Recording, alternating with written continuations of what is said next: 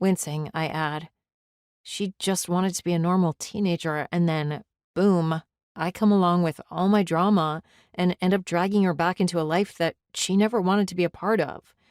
It makes a lot more sense why she wanted to cut communications after the Blake thing. It's not your fault. Up until that point, she chose to be involved with you, to be your friend, and she was obviously fine with it, up until what happened with Blake. That obviously pushed her a bit too far.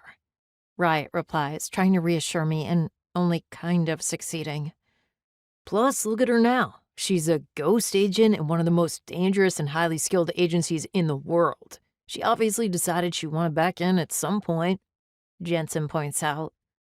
I hum in agreement, but my mind is still going a mile a minute. Jinx looks over to Atlas. I was the one who told Mona that you and Alaric were moving to the town and that if anything happened, they could contact Alaric. Mona decided that the fewer people who knew about her connection to Rylie, the better, and decided only to talk to Dee, and then have Rylie keep up to date with Dee's changing code words so that she could use them while talking to Alaric if a problem arose. Atlas's eyes widened slightly. So that's why we suddenly moved to the guy's town. It had nothing to do with my father getting a bit too close to finding where we were.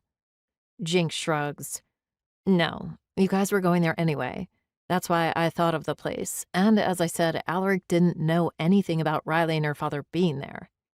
Alaric can't have had any contact with Rylie and known of her origins because I'm sure he would have said something, especially when we rescued her.